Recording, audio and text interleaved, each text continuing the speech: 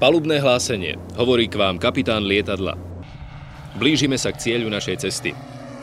Údolím rieky Váh sme sa dostali k mestu Trenčín s nezameniteľnou siluetou Trenčianskeho hradu na skale nad mestom.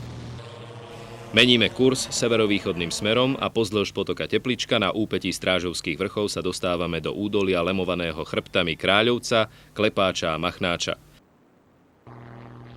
Pripútajte sa prosím, pristávame. Pod nami sa rozprestierajú Trenčianske Teplice.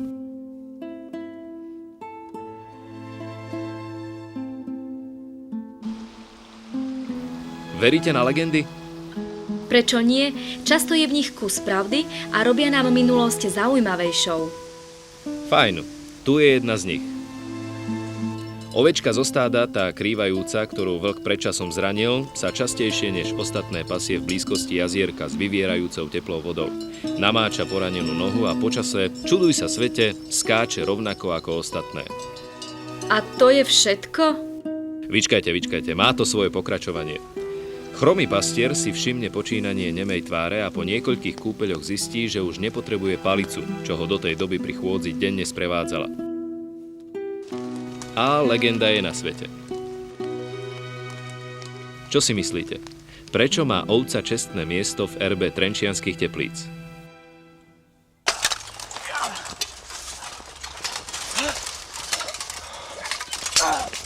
Ako sa vám páči predstava vojakov rímskych légií, ako odpočívajú po boji v horúcom kúpeli, ktorý im ponúkla sama matka príroda? Tak to beriem. Kúpele predsa nerozlučne patrili k životnému štýlu Rimanov, dokonca jeden z ich klasikov sa vyjadril: pravý život to je kúpanie a rozhovory v kúpeľoch. A to, že v snahe rozšíriť hranice impéria sa dostali až do týchto miest, je dnes už historický fakt. Aby im to nasledujúce generácie verili, nechali vytesať na neďalekej Trenčianskej skale oslavný nápis o víťazstve Marka Aurelia a jeho syna Komoda nad Germánmi v roku 179 nášho letopočtu.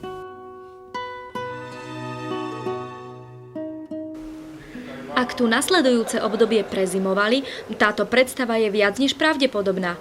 Veď kto by odolal? V čase od 13. do 19. storočia patrilo územie Trenčianskych Teplíc majiteľom Trenčianskeho hradu. Z tohto obdobia pochádza jedna zaujímavosť. V spise uhorského učenca Tomáša Jordána z Klausenbergu z roku 1580 o trenčínskej vode, ktorá všetky okolní vody převyšuje. Uvádza sa toto. Ať krátce všetko zavru, ponevač horkých vod v Moravie nemáme. Saudím, že nad touto, jakožto blízkou a veľmi mocnou, žádna jiná i dosti daleko odsud ležící lepší není. Nebiest mírnější nežli v Čechách, v Teplici císaře Karla a mocnější nežli Vídeňská, kteréž mezi vodami těmi, které se horké prejští, jsou nám nejbližší. Nebývalý rozvoj nastal až za panstva rodiny Iležháziovcov.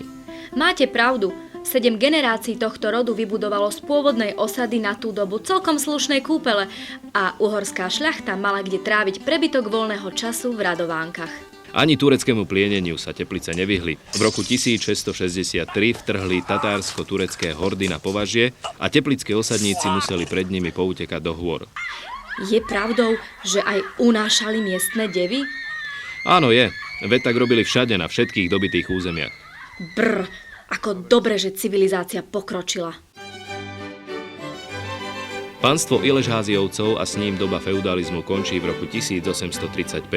Kúpele kupuje viedenský finančník gréckeho pôvodu barón Juraj Syna a Trenčianskym Tepliciam sa otvára možnosť rozvoja novým, zdá sa pokrokovejším kapitalistickým spôsobom. To ste si v tej dobe len tak mohli kúpiť kúpele? Ako vidieť, áno. Pochopiteľne, ak ste na to mali dosť peňazí, ale vráťme sa k rodine Syna. Juraj a po jeho smrti syn Šimon vybudovali skutočne funkčné a nádherné kúpele svojim významom presahujúce hranice Európy. Pozrite, dobové fotografie a ilustrácie pripomínajú skôr obrázky z rozprávkovej knižky.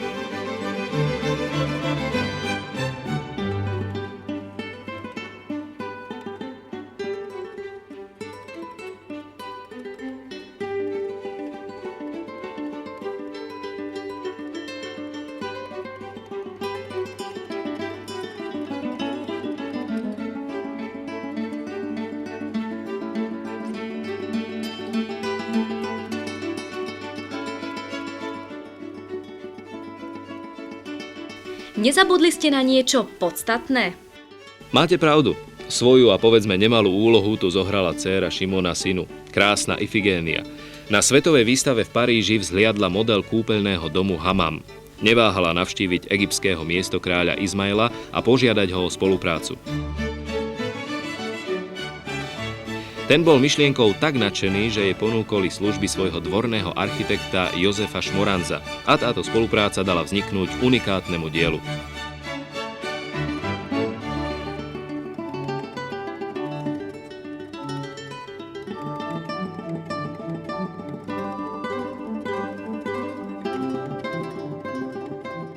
V roku 1888 otvorili kúpeľ Hamam vybudovaný v Maurskom slohu. Dodajme, že v tej dobe to bolo v Európe jedinečné majstrovské dielo. Hamam?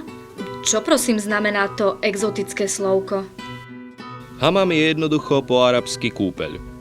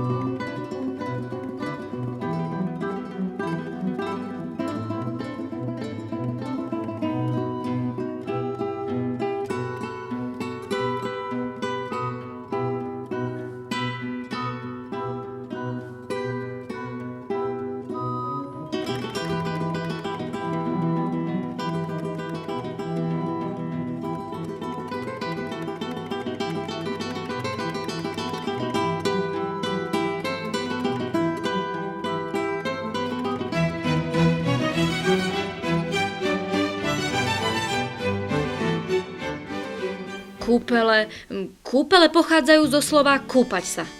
Áno, súhlasím. A o tom ten celý príbeh trenčianskych teplíc je. Základom liečby je skutočné kúpanie, aj keď súčasné postupy ponúkajú až 42 rôznych procedúr vrátane bahenných zábalov a rašeliny. Voda z 5 termálnych prameňov má teplotu od 37,7 až po 40,2 stupňa Celzia a jej vek je 2500 rokov. Ešte dodám, a teraz prepáčte ten odborný výklad, je to voda zo skupiny prírodných síranových vápenato-horečnatých minerálnych vôd so zvýšeným obsahom fluoru. Liečia tu ňou reumatické ochorenia chrbtice, ischias a platničkové syndrómy, stavy po operáciách a úrazoch pohybového aparátu a mnoho iných. Je známe, že ľudské telo pri náležitej starostlivosti vydrží celý život, a tak mnoho z pacientov, ktorí vyskúšali blahodárny vplyv miestnych prameňov, sa opakovane vracia a nejeden z nich podporí myšlienku, že existuje väčšie šťastie ako byť zdravým. A to uzdraviť sa. Mohla by som si to vyskúšať? Nech sa páči. Každý návštevník, i ten zdanlivo zdravý, je vítaný.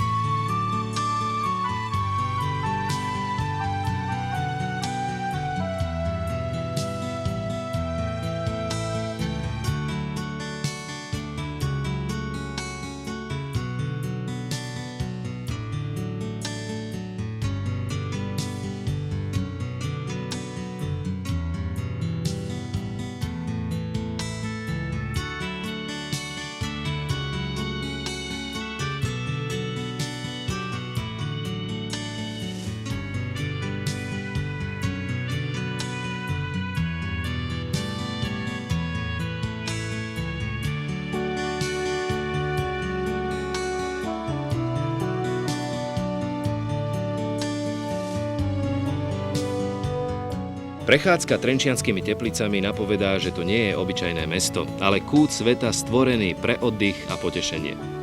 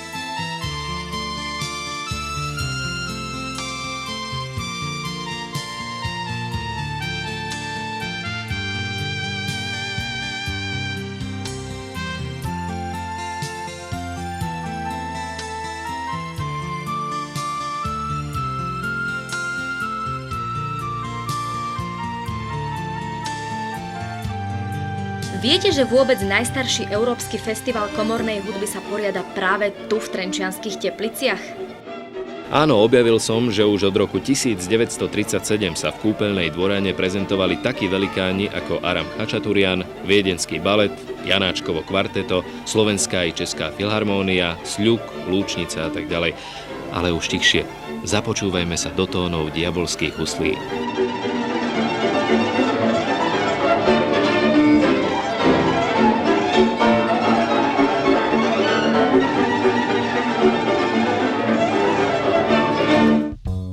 Pozrite, ako mesto ožilo.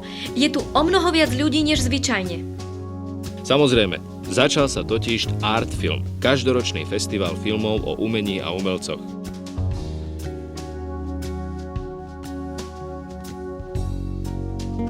Od roku 1993 poctí Teplice svojou návštevou vždy niekoľko hviezd filmového plátna. Rozdávajú úsmevy, rozdávajú autogramy, niektorí zanechajú pamätnú tabuľu na Moste slávy a niekto si odnesie Zlatý kľúč, hlavnú cenu festivalu.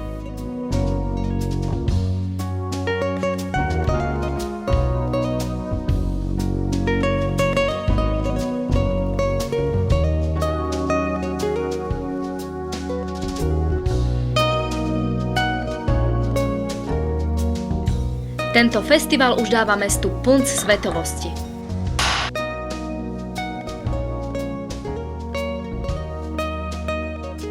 A pozrite sa, aká stará električka. Už 100 rokov ľuďom slúži a odvie sa na nej im prináša zážitok a zároveň aj radosť spojenú s Trenčianskými Teplicami.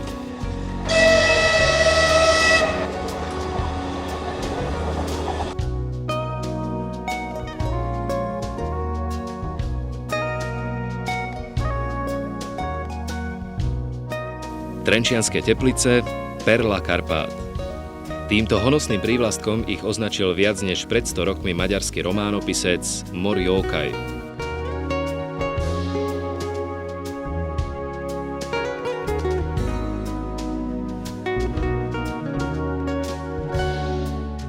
V obdive nad malebne položenými kúpeľmi v doline lemovanej lesnatými stráňami v romantickom údolí Tepličky.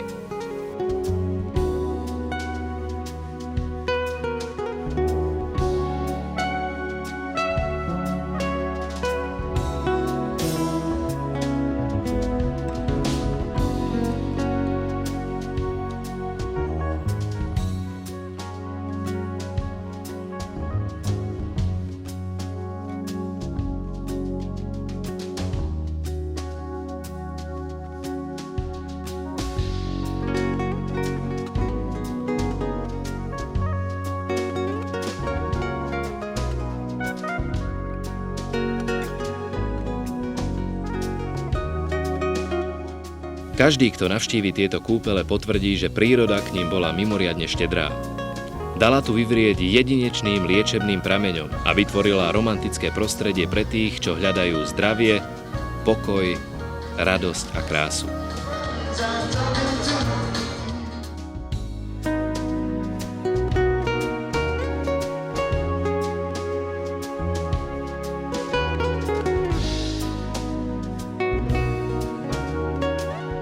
Tak teda, dovidenia v Trenčianskych Tepliciach.